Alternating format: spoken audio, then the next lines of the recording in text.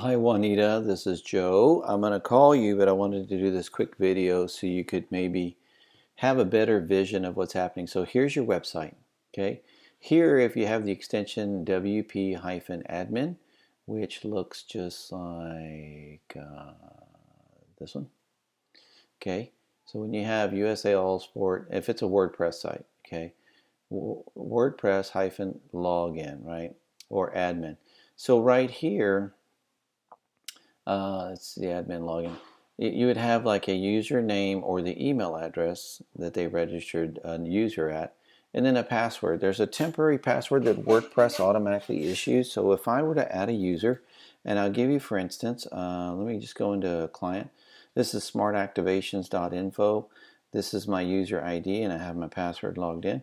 So when I enter, then I can enter the back of the website. So see, I can view the front end of the website, make changes, do design work.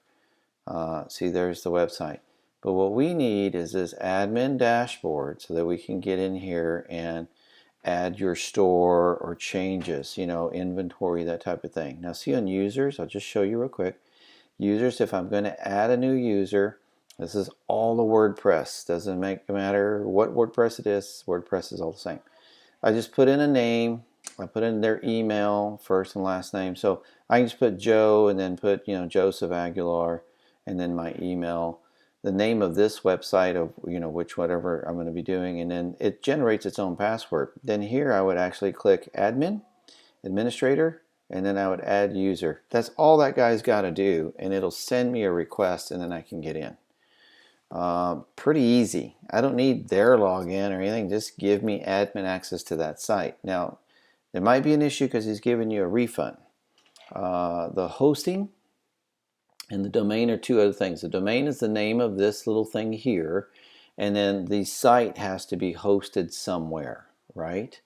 So this is what I need. I need to be able to get into do this login thing here. But, you know, is there a way around it? Well, yeah, I can just pull that domain and I can grab it from wherever it's at. Now, HostGator has it, but that means that's his account, not yours. So that means he owns it, you don't.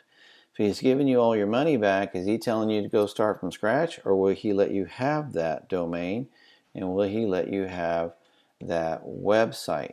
Should, but doesn't have to because he gave you your money back.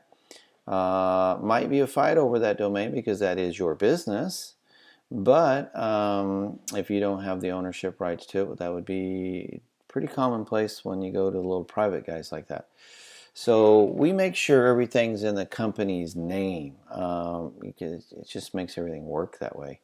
Now I can go and make a request to HostGator, and you're talking 5 to 7 days, and then when they release it, they got to send us a code, and they do all that. But if it's not in your name or email, all that's going to go to that guy. Okay, so it almost doesn't matter that I can go the long way and try to pull this. Then the other thing is the hosting.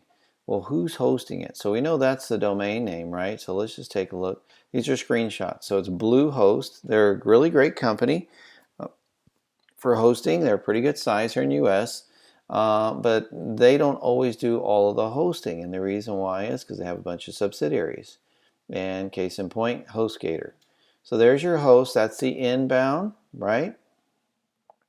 Server, and then this is the outbound server. See, HostGator. And then there's actually in your host you register emails for emails to work, right? Whether it's G Suite, Microsoft Office 365, or just a private little domain that the host company offers. So hosting of the website is one item, annual fee, monthly fee. Domain registration, the actual name of the website or the business, or a combination of that, is another monthly fee or annual fee, and they're pretty small, and that's from the registrar. HostGator happens to do both, hosting and the registrar.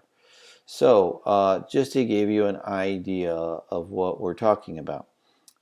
Be happy to help you. Can go in really quickly and finish the site this guy started, but if he doesn't give us access, then yeah, that's going to be a challenge.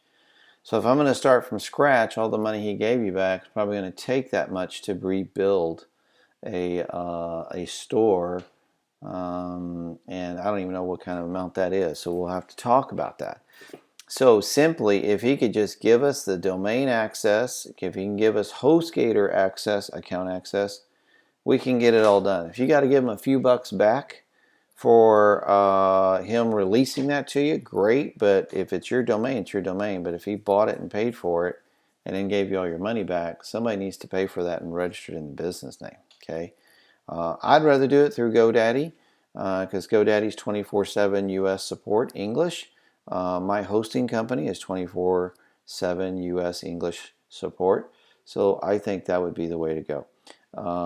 Anyway, let's talk some more about this and see if we can get to a resolve so I can get you online and people buying stuff. We have plenty of e-commerce stores that are rocking right now, so we need to get you going. All right, thanks so much.